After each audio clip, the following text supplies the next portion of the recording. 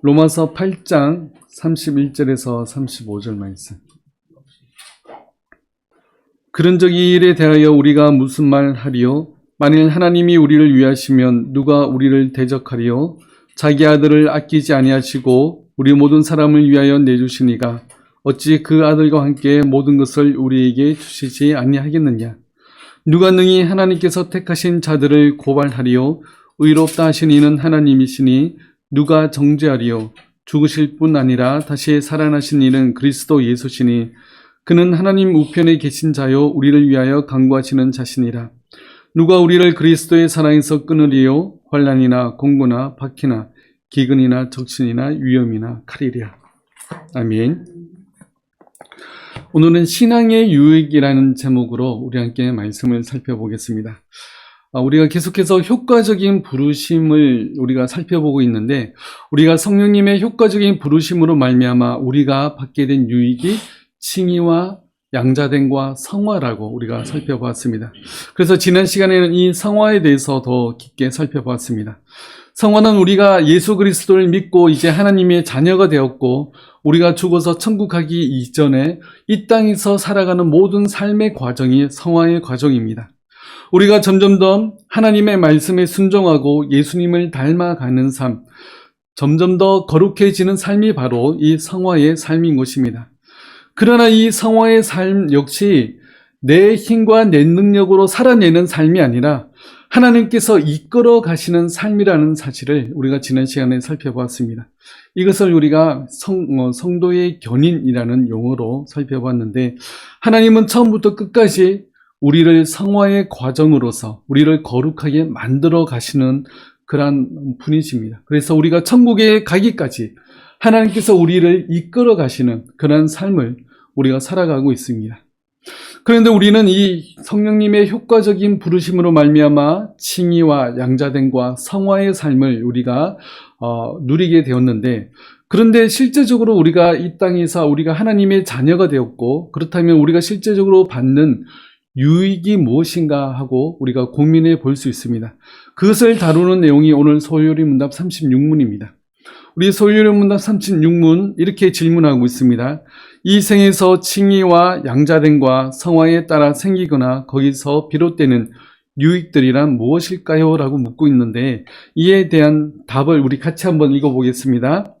이 생에서 칭의와 양자됨과 성화에 따라 생기거나 거기서 비롯되는 이 생에서의 유익들이란 하나님의 사랑을 확신하는 것과 양심이 화평하며 성령 안에서 기뻐함과 은혜의 증진과 거기서 끝까지 건드는 것입니다. 아멘. 우리가 하나님의 자녀가 되어서 이 땅에서 누리는 복들이 참으로 많습니다. 어떤 분들에게는 이제 경제적으로 넉넉함을 주시기도 하고, 어떤 분들에게는 몸에 건강을 주시기도 하고, 그리고 어떤 분들에게는 훌륭한 자녀를 이제 주시기도 합니다. 또 어떤 분들에게는 이제 말을 잘하는 언변의 능력을 주시기도 하고, 또 어떤 분들에게는 이 권세의 복을 주시기도 합니다. 그러나 이런 복들은 성도들에게 반드시 있어야 되는 복은 아닙니다.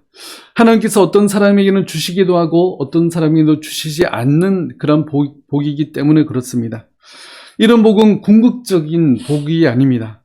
우리가 하나님의 자녀라면 우리는 하나님께서 우리에게 반드시 필요한 것을 주시리라는 사실을 우리는 기억하고 믿어야 됩니다.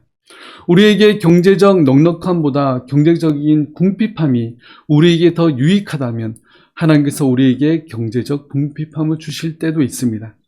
우리에게 몸의 건강함보다 몸의 허약함이 우리에게 더 유익하다면 하나님께서 우리에게 몸의 허약함을 주시기도 합니다. 그러면 우리는 나에게 주시는 것으로 인해서 하나님께 감사할 수도 있으며, 나에게 주시지 않는 것으로 인해서도 우리가 하나님께 감사할 수 있어야 됩니다. 그것이 바로 신앙입니다. 욥은 하나님께 이렇게 고백했습니다. 욥기 1장 21절에서 22절 말씀 우리 같이 한번 읽어보겠습니다. 이르되 내가 모태에서 알몸으로 나와 싸운즉 또한 알몸이 그리로 돌아가올지라.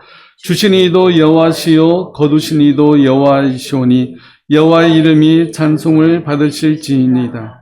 이 모든 일에 욥이 범죄하지 아니하고 하나님을 향하여 원망하지 아니하니라 하고. 욥은 이 당시에 최고의 부자였습니다. 그런데 하루아침에 이 욥은 모든 소떼와 양떼와 낙타떼를 다 잃어버립니다. 그것도 모자라서 10명의 자녀가 있었는데 10명의 자녀가 한 집에서 잔치를 벌이고 있었는데 집이 무너져서 그 10명의 자녀들도 다 죽게 되어 버렸습니다. 그런 후에 고백한 고백이 바로 방금 읽은 이 욥기의 말씀입니다. 하나님께서 주셨으면 그것도 하나님의 것이기 때문에 그것을 거두어 가신다고 하나님을 비난할 이유가 없다는 그런 고백인 것입니다. 욥은 그 가난함과 또 부함의 기준이 자기 자신에게 있는 것이 아니라 하나님께 두고 있습니다. 우리 역시 모든 우리의 부의 기준도, 우리의 삶의 기준도 우리도 하나님께 두어야 되는 것입니다. 잠언서에도 같은 마음으로 기도하는 그 기도의 내용이 있습니다. 잠언서 30장 8절에서 9절 말씀을 우리 같이 읽어보겠습니다. 곧 헛된 것과 거짓말을 내게서 멀리 하옵시며 나를 가난하게도 마옵시고 부하게도 마옵시고 오직 필요한 양식으로 나를 먹이시옵소서.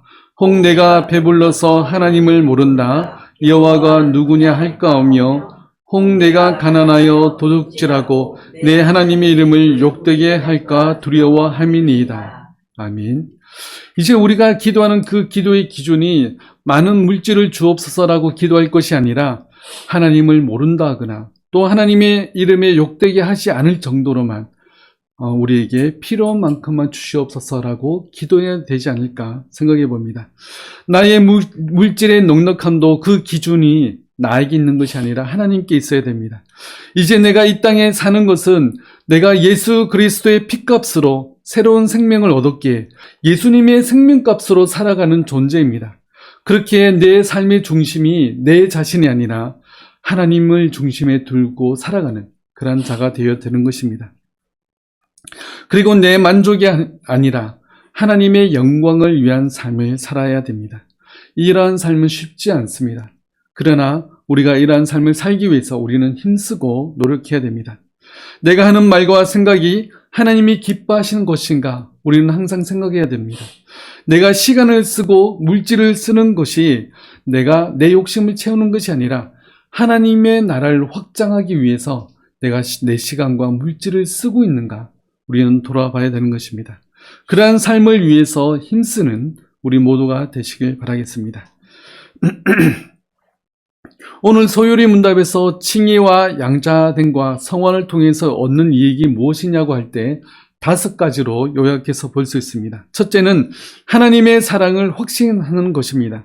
두 번째는 양심이 화평한 것이고 세 번째는 성령 안에서 기뻐하는 것이며 네 번째는 은혜가 증진되는 것이며 다섯째는 이러한 것들로 인해서 끝까지 견디는 것입니다. 이러한 이 5가지 더 있겠지만 핵심적으로 이 5가지가 우리가 예수님을 믿고 하나님의 자녀가 되어서 이 땅을 살아가는 실제적인 유익이라는 것입니다. 그러면 이 5가지가 무엇인지 우리가 살펴보도록 하겠습니다. 실제적인 유익의 첫 번째는 하나님의 사랑을 확신하는 것입니다. 우리가 이제는 하나님의 자녀가 되었습니다. 하나님은 예수님을 십자가에 버리시기까지 우리를 사랑하시고 우리를 자녀 삼아 주셨습니다. 그렇다면 그렇게 큰 값을 치르고 우리를 하나님의 자녀를 삼아 주셨다면 우리를 그냥 내버려 두시거나 우리를 그냥 방치하거나 버려두지 않으신다는 것입니다. 우리가 읽었던 오늘 로마서의 말씀, 로마서 8장 31절과 32절 말씀 우리 같이 읽어보겠습니다. 그런즉 이 일에 대하여 우리가 무슨 말 하리요? 만일 하나님이 우리를 위하시면 누가 우리를 대적하리요? 자기 아들을 아끼지 아니하시고 우리 모든 사람을 위하여 내주시니가 어찌 그 아들과 함께 모든 것을 우리에게 주시지 아니하겠느냐. 아멘. 하나님은 자기 아들을 아끼지 아니하시고 우리를 살리기 위해서 그 아들 예수 그리스도를 내어주신 분입니다.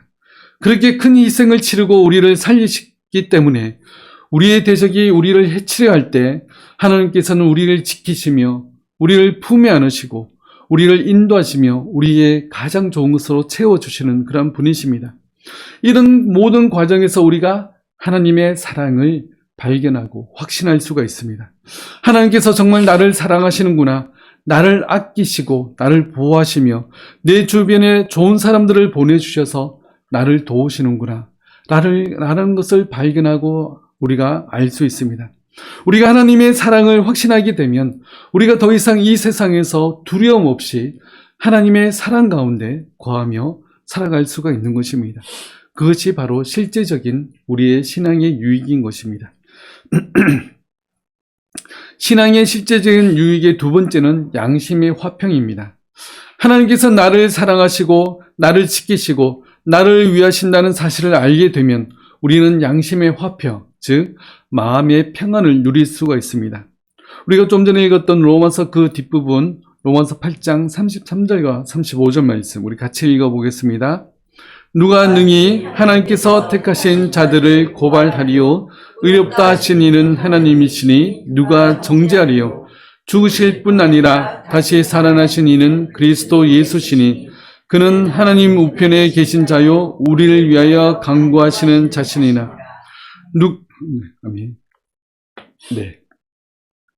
하나님께서 내 편이시며 예수님께서 우리를 위하여서 간구하시는데 누가 능히 우리를 고발하고 우리를 정죄하겠습니까?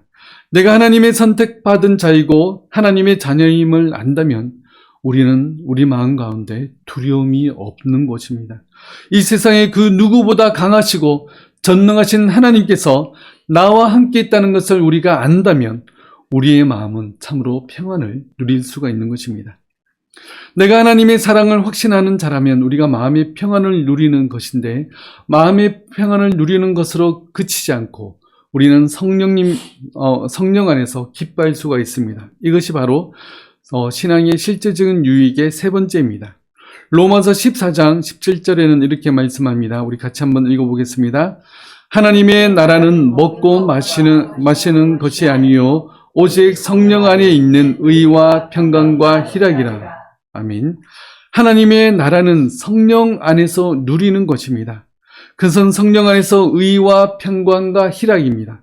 성령 하나님의 효과적인 부르심에 인해서 이제 우리가 하나님의 의로운 자라는 것을 우리가 깨달아 알게 되었고 그에 따라 우리가 평강과 평안을 누리게 되었습니다. 그리고 우리가 이 모든 것을 알고 있다면 우리는 희락을 누릴 수밖에 없습니다. 성령 안에서 기뻐하고 성령 안에서 즐거워하는 그런 존재가 된 것입니다. 이것이 성령 안에서 기뻐하는 것입니다. 이 모든 과정이 하나님의 나라를 누리는 과정이라고 설명하고 있습니다. 우리가 더욱 풍성히 하나님의 나라를 누리는 우리 모두가 되시길 바라겠습니다. 성령 안에서 누리는 의와 평강과 희락으로 말미암아 우리 마음 가운데 참된 기쁨이 흘러넘치는 우리 모두가 되길 바라겠습니다. 이 실제적인 유익의 네 번째는 은혜의 증진입니다. 우리가 하나님의 자녀가 되었고 하나님께서 나를 사랑하시고 나를 지키시고 나를 인도하신다는 것을 아는 자는 절대 우리의 신앙을 방관하지 않습니다. 방관한다는 것은 내가 이제 하나님을 믿고 예수님을 믿고 하나님의 자녀가 되었기 때문에 이제 내가 구원에서 떨어질 일이 없으니까 내 마음대로 살아도 되겠네 라고 생각하는 것이 바로 방관인 것입니다. 그러나 진정한 은혜를 받은 사람은 자신의 신앙을 방관할 수가 없습니다. 내가 받은 그 구원의 값이 얼마나 크고 놀라운 그런 희생을 치르고 내가 이 구원의 은혜를 얻었는데 어떻게 내가 내 신앙을 방관하며 다시 내 자신을 죄에 던져버릴 수가 있겠습니까? 오히려 하나님의 은혜를 얻기 위하여서 우리는 더욱더 하나님께 가까이 나아가기를 힘써야 되는 것입니다. 이렇게 힘쓰는 것이 바로 은혜의 증진입니다. 히브리서에서는 이렇게 말씀합니다. 우리 같이 읽어보겠습니다. 우리가 간절히 원하는 것은 너희 각 사람이 동일한 부지런함을 나타내어 끝까지 소망의 풍성함에 이르러 게으르지 아니하고 믿음과 오래 참음으로 말미암아 약속들을 기업으로 받는 자들을 본받는 자가 되게 하려는 것이니라. 아멘. 은혜의 증진은 과정입니다. 말 그대로 점점점 성장해 나가는 그런 과정인 것입니다. 이 과정은 우리가 예수님을 믿기 시작한 그 시점부터 우리가 죽어서 천국에 가기 전까지 우리가 계속되어지는 과정입니다. 그래서 이 베드로는 끝까지 게으르지 말고 믿음과 오래 참음으로 약속들을 기업으로 받는 자들이 되라고 권면하고 있는 것입니다. 은혜는 점점 더 성장하며 자라나는 그러한 과정입니다. 그러면서 은혜는 더욱더 풍성해지는 것입니다. 우리가 처음 하나님을 믿고 예수님을 믿고 그 은혜와 간격이 너무나 커서 우리가 그 첫사랑을 기억하고 그 첫사랑에만 머물러 있지는 않는지 우리 자신을 돌아봐야 됩니다. 거기에 머물러 있어서는 안 됩니다. 그 구원받은 은혜를 기반으로 해서 우리의 이 풍성한 은혜가 더욱더 차고 넘쳐야 되는 것입니다. 그러기 위해서는 우리가 이 소망을 더욱더 붙들어야 됩니다. 그리고 부지런히 이 길을 걸어가야 되는 것입니다. 그러기 위해서는 우리가 더욱더 성경을 읽고 성경 말씀을 묵상하고 또 하나님이 어떤 분이신지, 내가 얼마나 큰 은혜를 받은 자인지, 얼마나 큰 죄를 용서함 받은 자인지를 날마다 읽고 묵상하는 그런 삶이 되어야 되는 것입니다. 또 그것을 깨달아 알아서 내 삶에서 하나님의 말씀을 실천하기 위해서 우리가 힘써야 되며, 또한 내가 더욱더 힘써서 하나님께 기도함으로 말미암아 또 하나님의 은혜를 구하며 내 주변의 사람들에게도 주의 사랑을 증거하기 위해서 힘쓰는 사람이 되어야 되는 것입니다. 그러면서 우리가 우리 마음 가운데 은혜가 점점 차고 넘치며 우리가 은혜가 점점 풍성해지는 것입니다. 이 은혜가 증진되어 가는 것은 이 땅을 사는 성도들에게 복이며 유익인 것입니다. 내가 하나님의 자녀가 아니라면 이 은혜를 사모할 일이 없을 것입니다. 내가 더욱더 은혜를 사모하고 하나님을 알기 원한다는 것은 내가 구원받은 하나님의 자녀라는 증거입니다. 그렇기에 내가 하나님의 은혜를 사모하는 마음이 내 마음에 있다는 것은 나에게 정말로 큰 은혜이며 축복인 것입니다. 그러므로 이 은혜를 더욱더 사모하고 더욱더 이 은혜를 풍성히 누리시는 우리 저와 여러분들 되시길 바라겠습니다. 이 땅에서 이렇게 은혜를 우리가 증거해 나가지만 우리에게 힘들 때가 있고 지칠 때도 있습니다. 또한 매너리즘에 빠져서 우리가 나태해질 때도 있습니다. 그래서 우리는 끝까지 인내하며 견뎌내야 되는 것입니다. 그것이 바로 다섯 번째, 바로 끝까지 견디는 것입니다. 베드로는 이렇게 고백했습니다. 우리 같이 읽어보겠습니다. 그러므로 형제들아 더욱 힘써 너희 부르심과 택하심을 굳게 하라. 너희가 이것을 행한즉 언제든지 실족하시 아니하리라. 아멘. 우리가 하나님의 자녀로서 이 땅을 살면서 우리는 은혜를 더욱더 증진해야 됩니다. 그런데 우리가 그 구원받은 은혜를 잊어버리고 또 첫사랑을 잊어버리고 우리가 나태해질 때가 있습니다. 우리가 그러한 나태함에 빠지지 않도록 우리는 더욱더 끝까지 견디며 힘써야 됩니다. 우리는 믿음과 신앙이 자동적으로 성장하고 좋아지는 것이 아닙니다. 우리는 더욱더 힘써서 우리가 노력하며 더욱더 하나님 앞에 가까이 나아가야 되며 우리가 부르심을 받은 하나님의 택함 받은 자녀라는 것을 더욱더 확고히 하기 위해서 우리는 더욱더 힘써야 되는 것입니다. 신앙생활이 10년, 20년, 30년이 되어가면서 하나님의 사랑이 더욱더 희미해질 때가 있지 않습니까? 그럴 때는 우리가 더욱더 하나님께 기도해야 됩니다. 하나님, 첫사랑을 회복하게 하여 주옵소서. 또한 첫사랑을 회복함과 동시에 더욱더 나의 믿음과 신앙이 자라나며 나의 신앙이 더 깊게 뿌리 내릴 수 있도록 도와주옵소서라고 기도하는 우리 모두가 되길 바라겠습니다. 바울은 고린도전서 15장에서 이렇게 권면하고 있습니다. 우리 주 예수 그리스도로 말미암아 우리에게 승리를 주시는 하나님께 감사하노니 그러므로 내 사랑하는 형제들아 견실하며 흔들리지 말고 항상 주의 일에 더욱 힘쓰는 자들이 되라. 이는 너희 수고가 주 안에서 헛되지 않은 줄 알미라. 아멘. 우리에게 승리를 주시는 분은 하나님이십니다. 내 힘과 능력으로 승리하는 것이 아니라 하나님이 우리에게 승리를 주시고 이미 모든 승리를 하나님께서 이루셨습니다. 그 승리가 이미 확정되었습니다. 그러므로 우리가 지금 해야 될 일은 나에게 주시는 은혜의 분량에 따라 더욱더 힘써서 우리가 하나님 앞에 가까이 나아가는 것입니다. 또한 주의 일에 더욱더 힘쓰는 것입니다. 우리가 불안과 또 두려움으로 신앙생활을 이어가는 것이 아니라 이미 승리를 확정하신 그 하나님의 승리를 붙들고 우리가 이 땅에 우리의 믿음과 우리의 신앙생활을 해나가면 되는 것입니다.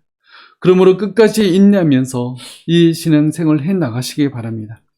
하나님께서 우리와 함께 해주시면 우리에겐 두려움 없이 모든 일을 감당할 수 있습니다. 이러한 마음으로 더욱더 믿음과 신앙을 증진해 나가는 우리 모두가 되길 바라겠습니다. 오늘 살펴본 내용은 우리가 이 효과적인 부르심으로 말미암아 칭의와 양자됨과 성화를 얻게 되었는데, 그에 따라서 실질적으로 우리에게 따르는 유익들은 이 하나님의 사랑을 확신하게 되고 양심이 화평하게 되며 또한 성령 안에서 기뻐하게 되고 은혜를 증진하고 끝까지 견디는 것입니다. 이 모든 것들이 중요한 것은 우리의 현재의 삶이 유익이라는 것입니다. 우리의 남은 인생이 모두 성령님께서 우리에게 함께 해주시며 하나님께서 우리를 인도하고 보호하시며 또 예수님께서 우리의 모든 삶을 위해서 기도해 주시는 그러한 삶이기 때문에 우리가 남은 모든 인생이 유익이라는 것입니다. 또한 하나님의 사랑은 영원히 변치 않습니다. 또 그 하나님의 사랑은 영원히 보장되어 있습니다. 나는 이 땅을 살면서 힘들고 괴로울 때가 있지만 그 모든 때마다 하나님께서는 우리와 함께 해주시면서 또 우리의 기도를 들으시고 또 우리에게 마음의 평안함을 다시 주실 것입니다.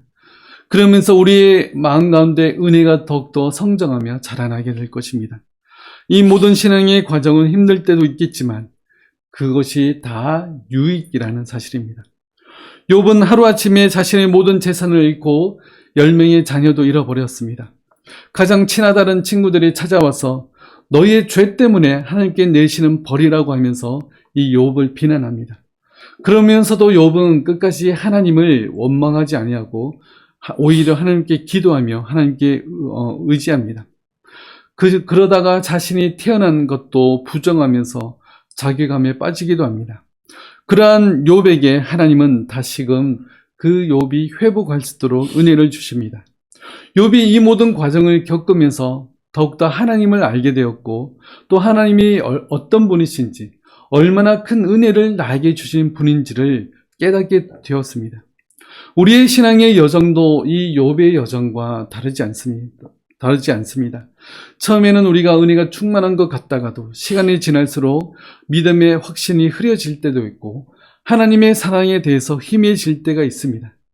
그럴 때마다 우리가 그 문제를 나 자신에게 찾기보다는 하나님께 기도하면서 하나님을 의지하고 그러므로 믿음을 회복하는 우리 모두가 되길 바라겠습니다. 어려운 일이나 질병으로 말미암아 또 우리에게 절망의 상황을 우리가 맞닥뜨릴 때가 있습니다. 그럴 때마다 더욱더 하나님께 기도하며 간구하시기 바랍니다.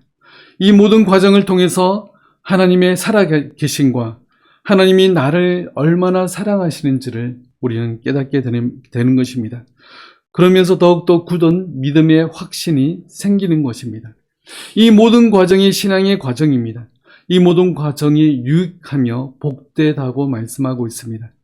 우리에게 오는 그러한 절망과 아픔과 고통까지도 우리에게 유익의 한 과정인 것입니다. 우리가 지금 어떤 상황에 처해 있든지 나를 사랑하시고 나를 섭리의 과정에서 지금도 역사하시며 나를 하나님의 품에 품으시고 이끌어 가시는 그 하나님을 의지하면서 더욱더 하나님의 사랑을 발견하고 더욱더 우리의 믿음이 성장하는 우리 모두가 되길 바라겠습니다. 우리 함께 기도하겠습니다. 우리를 창세전에 부르시고 또 우리를 하나님의 자녀 삼아 주시고 우리의 모든 죄를 용서하시고 우리를 천국 백성 삼아 주셨는데 하나님, 우리가 이 땅을 살면서 힘들 때가 있고 어려울 때가 있습니다. 어떠한 때든지 우리가 이 모든 과정이 하나님의 은혜의 과정이며 우리의 모든 삶이 유익의 한 과정임을 기억하고 우리가 모든 상황 가운데서 하나님께 기도하며 하나님을 의지하며 하나님과 함께 동행하는 우리의 인생이 다 될 수 있도록 주님 도와주옵소서. 그래야 우리의 믿음이 자라나며 우리의 신앙이 성장하며 하나님의 은혜가 더욱더 풍성히 넘치는 우리의 모든 삶이 될 수 있도록 도와주시옵소서. 지금은 십자가 위에서 우리의 모든 죄를 사하신 주 예수 그리스도의 은혜와 하나님의 끊임없는 사랑하심과 성령님의 함께하심과 위로하심이 오직 모든 상황 가운데서 하나님만 바라보며 하나님과 동행하길 원하는 우리 모든 성도들 머리 위에 지금부터 영원토록 함께하실지어다. 아멘.